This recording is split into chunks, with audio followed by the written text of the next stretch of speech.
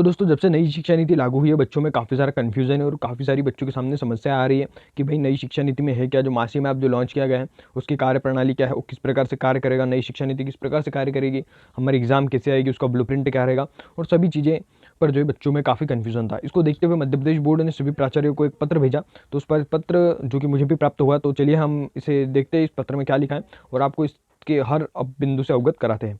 ठीक है, सबसे पहले देखिए यहाँ पर दिनांक लिखी हुई है, लेकिन इससे हमें कोई लेना देना नहीं है। ठीक है, तो यहाँ पर देखिए, प्रति प्राचार्य मंडल से संबंधित समस्त विद्यालय मध्य प्रदेश। ठीक है, ठीक है। विषय विषय 2020 का नया शैक्षणिक सत्र यानी नई एजुकेशन पॉलिसी जो लागू हुई है 2020-21 के, उसके विषय में जो है लिखा गया है। ठीक है, अब यहाँ पर दिया हुआ है कि भाई माननीय नरेंद्र जो हमारे प्रधानमंत्री जी हैं, उन्होंने 2020 में जो है नई शिक्षा नीति लागू की, उसके क्या क्या उद्देश्य थे, लेकिन हमें इससे कोई लेना देना नहीं है। हम मेन पॉइंट पर आते हैं। सबसे पहला हमारा पॉइंट आता है नामांकन और पंजीयन।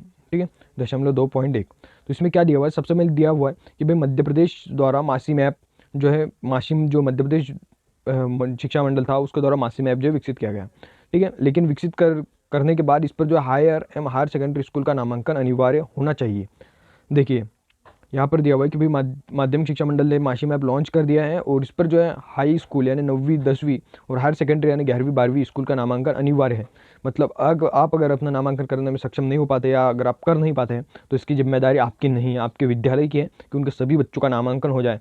अगर ऐसा नहीं होता है तो विद्यालय को, आप समझ सकते हैं, गवर्नमेंट द्वारा विद्यालय को ही दंड दिया जाएगा, आपको कुछ भी नहीं बोला जाएगा। और देखिए, कक्षा 9वीं से 12वीं तक के प्रत्येक विद्यार्थी को स्वाध्यायी विद्यार्थी का नामांकन अनिवार्य होगा। मतलब सभी विद्यार्थियों का जो नामांकन होगा अनिवार्य होगा। ठीक है, और विद्यालय की पुष्टि के उपरांत जो है मंडल द्वारा विद्यालय का नामांकन क्रमांक जो है जारी किया जाएगा। ठीक है, तो आपको डाउट क्लियर है कि अगर आपका नामांकन पोर्टल पर नहीं होता है तो आपको चिंता लेने की कोई भी बात नहीं है, क्योंकि ये आपके विद्यालय का काम है, उनको आपका नामांकन करना ही पड़ेगा पहले एग्जाम देने से पहले।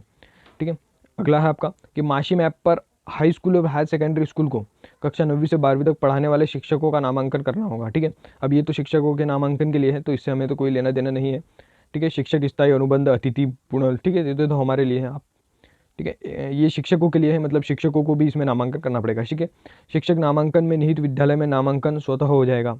मतलब अगर कोई शिक्षक है वो विद्यालय में पढ़ाता है तो उसका नामांकन तो स्वतः हो जाएगा, और जो अतिथि शिक्षक जुड़े हुए उनको उस पोर्टल पे उनका नाम, उनकी सभी चीज़ें जो चढ़ानी होगी। ठीक है, अगला है आपका कि जो विद्यार्थी पूर्व से ही मंडल में नामांकित है उसे भी ऐप का नामांकन करना होगा। मतलब समझ के चलिए, अगर आप नामांकन का मतलब कैसा होता है, अभी आपके स्कूल में आपका रजिस्ट्रेशन हो चुका है, मतलब अगर आप 9वीं तो नहीं, आप 10वीं 11वीं और 12वीं तीनों कक्षाओं में पढ़ते हैं ना, तो आपका नामांकन वहाँ पर हुआ रहता है, आपका नामांकन क्रमांक वहाँ पर लिखा आता है। लेकिन इस ऐप में आपको फिर से नामांकन करना पड़ेगा।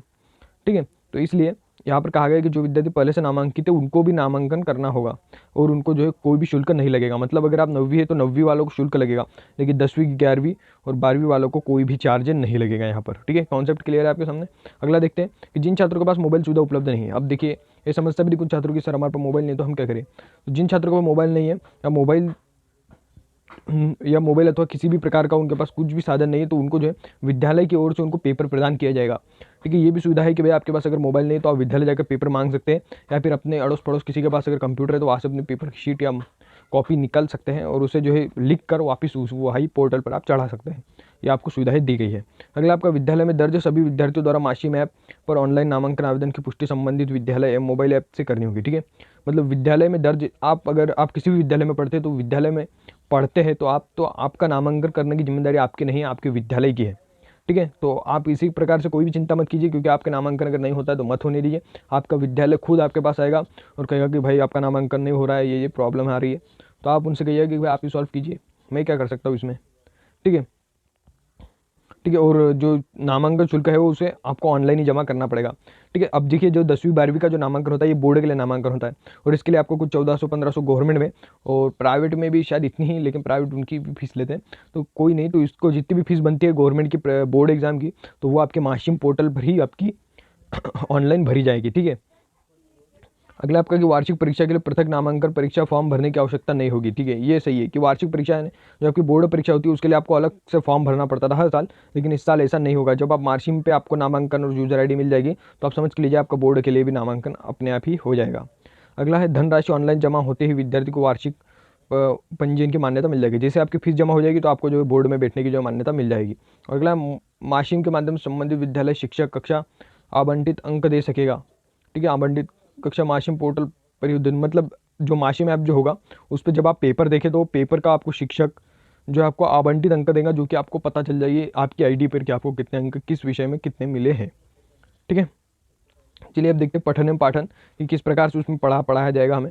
तो देखिए सबसे पहला इन्होंने बिंदु दिया है इन्होंने कि पठन पाठन में 10 यूनिट में बांटकर 2 सप्ताह में 1 यूनिट के लिए मध्य प्रदेश दूरदर्शन ने ऑडियो वीडियो के बारे में प्रसारित किए जाएंगे। मतलब इनका कहना है कि भाई एक मंथ में यानी एक महीने में आपके 2 यूनिट कराए जाएंगे, यानी एक महीने में 2 यूनिट कराए जाएंगे। और आपके पूरे चैप्टर मतलब पूरी जो बुक है उसे जो है 10 यूनिट में बांटा गया है। अब 10 यूनिट में बांटा गया है और हर महीने में आपकी 2 यूनिट हर सब्जेक्ट की कराई जाएगी। और उससे संबंधित जो है आपको ऑडियो वीडियो आपके मध्य प्रदेश दूरदर्शन और डिजिटल ऐप पर जो उपलब्ध करा दी जाएगी। ठीक है, और इसके लिए दूसरे बिंदु में यहाँ पर दिया है कि आप हमारी वेबसाइट, फेसबुक और यूट्यूब जो कि मध्य प्रदेश गवर्नमेंट की ऑफिशियल वेबसाइट रही उन पर भी इन वीडियो को जो है देख सकते हैं। तीसरे पॉइंट में हमें दिया है कि भाई पाठ्य पुस्तक, ऑडियो वीडियो सामग्री सभी आपको जो माशिम पोर्टल पर उपलब्ध रहेगी। आपको अगर कोई पाठ्य पुस्तक चाहिए, कुछ ऐप वीडियो, अगर आपसे कोई लेसन मिस हो गया है तो वो सब जानकारी आप माशिम ऐप या माशिम पोर्टल पर जो है देख सकते हैं। ठीक है, अगला देखते हैं कि कोरोना संकट के प्रभाव को कम पाठन पाठन शुरू हो गया जब विद्यालय की अपेक्षा कम समय चक्र में मध्य प्रदेश दूरदर्शन मंडल द्वारा प्रसारित किए जाने वाले ऑडियो वीडियो समय समय चक्र पर ध्यान रखें तो उनका अध्यापन करा ले। मतलब जब आपकी विद्यालय शुरू होगी तो आप ऐसा मत समझिएगा कि वो जो आपके जो वीडियो रहेंगे वो आपको विद्यालय में नहीं दिखाई जाएगी, वो आपको विद्यालय में भी दिखाए जाएंगे। ठीक है, समय समय पर आपको जो विद्यालय में भी वो दिखाए जाएंगे। अगला आपका सतत मूल्यांकन।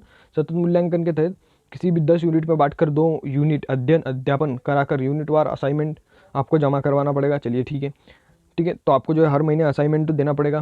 ठीक है, और इस पॉइंट में दिया हुआ है कि विद्यालय जो विद्यार्थी है घर बैठे कर ही अपना पेपर दे सकेगा और उसका जो पेपर है वो हस्तलिखित होना चाहिए। मतलब आपको एक कॉपी पर लिखना है, उसके फोटो क्लिक कर वहाँ पर अपलोड करना पड़ेगा। अगला है आपका विद्यार्थियों द्वारा मोबाइल ऐप पर प्रश्न पत्र प्राप्त करने की कठिनाई की दशा में जो प्राचार्य आपको जो प्रश्न पत्र देगा, मतलब आपको अगर प्रश्न पत्र नहीं मिल रहा है मोबाइल से तो आपको जो है आपके प्रिंसिपल आपके स्कूल की जिम्मेदारी है कि वो आपको प्रश्न पत्र उपलब्ध कराए। ठीक है, होम असाइनमेंट गृह कार्य नहीं करेगा। ठीक है, अगर कोई विद्यार्थी है जो गृह कार्य नहीं करेगा तो उसको समझाइश दी जाएंगी और तत्पश्चात भी चेतावनी दी जाएंगी। उसके बाद भी नहीं करता है तो उसका नाम जो है निकाल दिया जाएगा जब तक कि वो असाइनमेंट पूरा ना करे। ठीक है, होम असाइनमेंट गृह कार्य प्राप्तांक का आंतरिक रूप से मान्य किया जाएगा, यह सतत मूल्यांकन अनिवार्य भरना होगा। ठीक है, अब सबसे बड़ी चीज़ जो आती है हमारे सामने ब्लूप्रिंट देखिए, हो प्रत्येक होम असाइनमेंट गृह कार्य के लिए 3 खंड हो गए। अब कुछ लोग ऐसा बता रहे थे कि बोर्ड का पेपर भी इसी प्रकार से आएगा, लेकिन ये आपका गलत धारणा है। ये तो केवल होम असाइनमेंट के लिए बांटा गया है कि भाई खंड ए में वस्तुनिष्ठ प्रश्न होंगे, खंड बी में, खंड स में और समझपरक प्रश्न होंगे। ये केवल आपके होम असाइनमेंट के लिए है। बाकी जो आपका जो बोर्ड परीक्षा जो होगी उसमें आपका वही ब्लूप्रिंट आएगा जो कि आपकी गाइड्स बुक्स में पहले आता था, जो पहले छपा आता था। जैसे 18-19 के पेपर हुए, 20 के पेपर हुए, वैसे ही आपका आना है। ये तो केवल कक्षा 9वीं और 11वीं वालों के लिए इसके अंक जोड़े गए हैं। ठीक है, और बाकी जो आपके बच्चे 10वीं और 12वीं उनके लिए जो है अंक नहीं मिलेंगे होम असाइनमेंट के। ठीक है, ये कॉन्सेप्ट आपके सामने क्लियर है। अगला गृह कार्य के लिए मोबाइल ऐप यह व्यवस्था होगी यदि विद्यार्थी भिन्न भिन्न प्रश्न पत्र मिल सके। ठीक है, सभी विद्यार्थी को जो अलग अलग प्रश्न पत्र मिलेगा, इस पर हम बहुत पहले भी डिस्कस कर चुके हैं। ठीक है, प्रत्येक प्रश्न बैंक बनाए जाएंगे। ठीक है, प्रत्येक विषय के लिए प्रश्न बैंक जो है आपको उपलब्ध कराए जाएंगे मंडल द्वारा, जो कि हर साल उपलब्ध कराए जाते हैं। और इसमें वस्तुनिष्ठ प्रश्न, ज्ञान परक प्रश्न, समझ परक प्रश्न सभी प्रश्न शामिल हो गए। मतलब मध्य प्रदेश बोर्ड आपको जो है प्रश्न बैंक भी प्रोवाइड कराएगा। और अगला पढ़ते होम असाइनमेंट मूल्यांकन की गुणवत्ता सतत रूप से बढ़ाने के उद्देश्य शिक्षकों में से मंडल द्वारा कुछ शिक्षकों को चयनित विषयवार मार्गदर्शन दल बनाए जाएंगे। ठीक है, तो ये भी है कि भाई होम असाइनमेंट के लिए कुछ शिक्षकों की ऐसी कमेटी बनाई जाएगी आपके विद्यालय में से जो कि आपके होम असाइनमेंट पर ध्यान रखेगी। ठीक है, तो ये भी चलो अच्छा कॉन्सेप्ट है। अगला आपका कि विद्यार्थी का मूल्यांकन सभी सभी अनिवार्य विषय और प्राप्तांकों के आधार पर किया जाएगा। ठीक है, तो विद्यार्थी का जो मूल्यांकन होता है यानी जो सबसे लास्ट में जो मार्कशीट बनती है वो आपका होम असाइनमेंट और जो आपकी बोर्ड परीक्षा होगी उन सभी को अंक मिलाकर जो है बना जाएगा। अब ये कितना अंक किसके प्रतिशत जोड़ने हैं वो अभी क्लियर नहीं हुआ है। अगला देखते हैं हमारा कक्षा 9वीं और 11वीं की वार्षिक परीक्षा स्कूल स्तर भी कराई जाएंगी। अब देखिए सबसे खतरनाक पॉइंट है ये, इस पर बहुत सारे बच्चों को कन्फ्यूजन था। देखिए यहाँ पर साफ साफ लिखा हुआ है कि 9वीं 11वीं की जो परीक्षाएं हैं वो जो आपके विद्यालय स्तर पर ही ली जाएगी। 9वीं और 11वीं की परीक्षा आपकी विद्यालय स्तर पर ली जाएगी, जिसका अंक देने का हक विद्यालय को होगा।